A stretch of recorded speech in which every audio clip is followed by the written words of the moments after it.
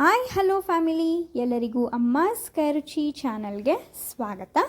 ನವರಾತ್ರಿ ಹಬ್ಬದ ಕೊನೆಯ 9ನೇ ದಿನಕ್ಕೆ ನಾವಿಲ್ಲಿ ಸಿದ್ಧಿದಾತ್ರಿ ದೇವಿನ ಪೂಜಿಸ್ತೀವಿ.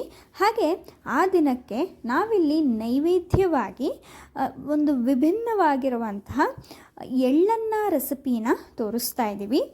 ಈ ರೆಸಿಪಿ ತುಂಬ ಚೆನ್ನಾಗಿರುತ್ತೆ, ತುಂಬ ಡಿಫ್ರೆಂಟಾಗಿರುತ್ತೆ ಅಂತಲೇ ಹೇಳ್ತೀನಿ. ಹಾಗೆ ನವರಾತ್ರಿ ಹಬ್ಬದ 9ನೇ ದಿನಕ್ಕೆ ನಾವಿಲ್ಲಿ ದೇವಿಗೆ ಶ್ರೇಷ್ಠವಾಗಿರುವಂಥ ಎಳ್ಳನ್ನ ರೆಸಿಪಿನ ಮಾಡಿ ನೈವೇದ್ಯವಾಗಿಟ್ಟು ಪೂಜೆ ಮಾಡ್ತಾ ಇದ್ದೀವಿ. ಹಾಗಾದರೆ ಬನ್ನಿ, ಈ ರೆಸಿಪಿನ ಹೇಗೆ ಮಾಡೋದಕ್ಕೆ ಏನೆಲ್ಲ ಪದಾರ್ಥಗಳು ಬೇಕು ನೋಡ್ಕೊಬರೋಣ.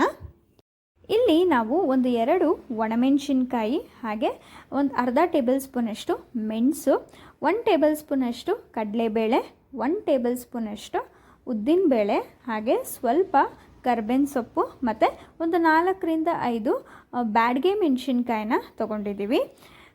ಇದು ಸ್ವಲ್ಪ ಒಗ್ಗರಣೆಗೆ ಸ್ವಲ್ಪ ಕಡಲೆಬೇಳೆ, ಸ್ವಲ್ಪ ಉದ್ದಿನಬೇಳೆ, ಹಾಗೆ ಕಡಲೆ ಬೀಜ 1.5 ಟೇಬಲ್ ಸ್ಪೂನಷ್ಟು, ಸ್ವಲ್ಪ ಸಾಸಿವೆ, ಜೀರಿಗೆ ಮತ್ತು ಕರಿಬೇವಿನ ಸೊಪ್ಪನ್ನು ತೊಗೊಂಡಿದ್ದೀವಿ. ಇಲ್ಲಿ ಒಂದು 3ರಿಂದ 4 ಟೇಬಲ್ ಸ್ಪೂನಷ್ಟು ಬಿಳಿ ಎಳ್ಳನ್ನು ಬಳಸಿದ್ದೀವಿ. ಹಾಗೆ ಸ್ವಲ್ಪ ಕೊತ್ತಂಬರಿ ಸೊಪ್ಪು, ರುಚಿಗೆ ತಕ್ಕಷ್ಟು ಉಪ್ಪು ಮತ್ತು ಸ್ವಲ್ಪ ಎಣ್ಣೆನ ತೊಗೊಂಡಿದ್ದೀವಿ. ಇಷ್ಟು ಪದಾರ್ಥಗಳು ಬೇಕಾಗುತ್ತೆ. ಈಗ ಹೇಗೆ ಮಾಡೋದು ಅಂತ ನೋಡೋಣ.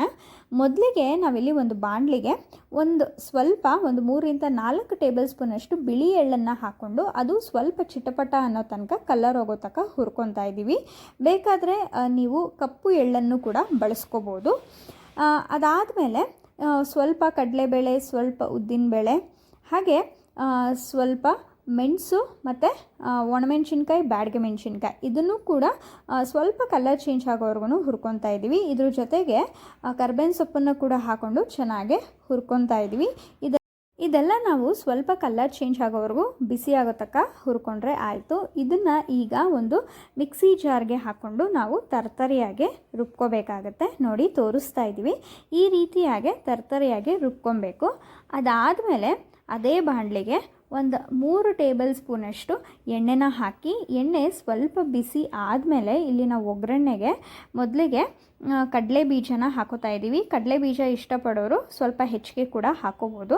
ಕಡಲೆ ಬೀಜ ಎಣ್ಣೆಲಿ ಸ್ವಲ್ಪ ಚೆನ್ನಾಗಿ ಫ್ರೈ ಆದಮೇಲೆ ಒಂದು ಅರ್ಧ ಟೇಬಲ್ ಸ್ಪೂನಷ್ಟು ಉದ್ದಿನಬೇಳೆ ಮತ್ತು ಒಂದು ಅರ್ಧ ಟೇಬಲ್ ಸ್ಪೂನಷ್ಟು ಕಡಲೆಬೇಳೆನ ಹಾಕಿ ಇದಕ್ಕೆ ಸ್ವಲ್ಪ ಸಾಸಿವೆ, ಜೀರಿಗೆನ ಹಾಕೊತಾ ಇದ್ದೀವಿ. ಹಾಗೆ ಸ್ವಲ್ಪ ಕರ್ಬೇವಿನ ಸೊಪ್ಪು ಕೂಡ ಹಾಕ್ಕೊಂಡು ಚೆನ್ನಾಗಿ ಎಣ್ಣೆಲಿ ಫ್ರೈ ಮಾಡ್ಕೊತಾ ಇದ್ದೀವಿ. ಇದನ್ನು ಚೆನ್ನಾಗಿ ಫ್ರೈ ಮಾಡ್ಕೊಂಡ್ಮೇಲೆ ಏನು ಹಾಕ್ಕೊಳ್ಳೋಂಗಿಲ್ಲ, ಸ್ಟವ್ ಆಫ್ ಮಾಡ್ಕೊಂಬಿಡಬೇಕು. ಸೊ ಇದಾದಮೇಲೆ ಸ್ಟವ್ ಆಫ್ ಮಾಡಿ ಆಗಲೇ ಅನ್ನನ ರೆಡಿ ಮಾಡಿಟ್ಟಿದ್ದು. ಸೊ ಅನ್ನ ರೆಡಿಯಾಗಿರೋದು ಸ್ವಲ್ಪ ಹಾಕ್ಕೊಂಡು ಕೊನೆಯದಾಗಿ ನಾವು ಆಗಲೇ ಏನು ಎಳ್ಳಿನ ಪುಡಿನ ಮಾಡಿಟ್ಟಿದ್ವಲ್ಲ ಅದನ್ನು ಒಂದು 2 ಟೇಬಲ್ ಸ್ಪೂನಷ್ಟು ಹಾಕೋತಾ ಇದ್ದೀವಿ. ಅದನ್ನು ನೀವು ಬೇಕಾದ್ರೆ ಸ್ಟೋರ್ ಮಾಡು ಕೂಡ ಇಟ್ಕೋಬೋದು. ಇದರ ಜೊತೆಗೆ ಸ್ವಲ್ಪ ರುಚಿಗೆ ತಕ್ಕಷ್ಟು ಉಪ್ಪನ್ನು ಕೂಡ ಹಾಕ್ಕೊಂಡು ಕೊನೆಯದಾಗಿ ಕ್ಲೀನಾಗಿ ಕಲಿಸ್ಕೋಬೇಕಾಗತ್ತೆ. ಇದೆಲ್ಲ ನಾವು ಸ್ಟವ್ ಆಫ್ ಮಾಡಿ ಮಾಡ್ಕೊಬೇಕು. ಎಳ್ಳಿನ ಪುಡಿನ ನೀವು ಬೇಕಾದರೆ ಸ್ಟೋರ್ ಮಾಡು ಕೂಡ ಇಟ್ಕೊಬೋದು. ಕೊನೆಯದಾಗಿ ಇದಕ್ಕೆ ಸ್ವಲ್ಪ ಕೊತ್ತಂಬರಿ ಸೊಪ್ಪನ್ನು ಹಾಕಿ ಚೆನ್ನಾಗಿ ಮಿಕ್ಸ್ ಮಾಡಿಕೊಂಡ್ರೆ ಆಗೋಯಿತು. ನವರಾತ್ರಿ ಹಬ್ಬದ 9ನೇ ದಿನದ ದೇವಿಯ ಪೂಜೆಗೆ ಎಳ್ಳನ್ನ ರೆಸಿಪಿ ನೈವೇದ್ಯವಾಗಿ ಇಟ್ಟು ಪೂಜೆ ಮಾಡೋದಕ್ಕೆ ರೆಡಿಯಾಗೋಗುತ್ತೆ. ಮಾಡ್ಕೊಳ್ಳೋದು ತುಂಬ ಸುಲಭ. ರುಚಿ ವಿಚಾರಕ್ಕೆ ಬಂದರೆ ಅಂತೂ ತುಂಬ ಚೆನ್ನಾಗಿರುತ್ತೆ ರುಚಿ. ಇದನ್ನು ನೀವು ನೈವೇದ್ಯವಾಗಿ ಮಾತ್ರ ಅಲ್ಲದೆ ಬೆಳಗ್ಗೆ ಹೊತ್ತು ಕ್ವಿಕ್ಕಾಗಿ ಬ್ರೇಕ್ಫಾಸ್ಟು ಮಾಡಬೇಕು ಅನ್ನೋರು ಖಂಡಿತವಾಗ್ಲೂ ಈ ರೆಸಿಪಿನ ಟ್ರೈ ಮಾಡಿ ನೋಡ್ಬೋದು. ತುಂಬ ಚೆನ್ನಾಗಿ ಬರುತ್ತೆ. ಹಾಗೆ ಬ್ಯಾಚುಲರ್ಸು ಕೂಡ ತುಂಬ ಈಸಿಯಾಗೆ ಮಾಡ್ಕೋಬೋದು. ಯಾವಾಗಲೂ ಒಂದೇ ಥರ ಚಿತ್ರಾನ್ನ, ಪುಳಿಯೋಗರೆ ರೆಸಿಪೀಸ್ನ ತಿಂದು ಬೇಜಾರಾಗಿರುತ್ತೆ ಖಂಡಿತವಾಗ್ಲೂ. ಅಂಥ ಸಮಯದಲ್ಲಿ ಈ ರೀತಿಯಾಗಿ ತುಂಬ ಡಿಫ್ರೆಂಟಾಗಿ ನಮ್ಮ ಆರೋಗ್ಯಕ್ಕೂ ಕೂಡ ತುಂಬ ಉಪಯೋಗಕರವಾಗಿರುವಂಥ ರೆಸಿಪೀಸ್ನ ನಾವು ಮಾಡಿ ತಿನ್ನೋದ್ರಿಂದ ತುಂಬ ಯೂಸ್ಫುಲ್ ಆಗುತ್ತೆ. ಹಾಗೆ ನಮ್ಮ ಆರೋಗ್ಯನೂ ಕೂಡ ತುಂಬ ಚೆನ್ನಾಗಿ ಇಟ್ಕೊಬೋದು ಅಂತ ಹೇಳ್ತೀನಿ. ಈ ರೆಸಿಪಿ ನಿಮಗೆಲ್ಲ ಇಷ್ಟ ಆಗಿದೆ ಅಂತ ಭಾವಿಸ್ತೀನಿ. ಇಷ್ಟ ಆಗಿದ್ದರೆ ಅಮ್ಮಾಸ್ ಕೈರುಚಿ ಚಾನಲ್ನ ಸಬ್ಸ್ಕ್ರೈಬ್ ಮಾಡ್ಕೊಳ್ಳಿ. ಹಾಗೆ ಲೈಕ್, ಶೇರ್, ಕಮೆಂಟ್ ಮಾಡಿ. ಈ ವಿಡಿಯೋ ನೋಡಿದ್ದಕ್ಕಾಗಿ ಎಲ್ಲರಿಗೂ ಧನ್ಯವಾದಗಳು.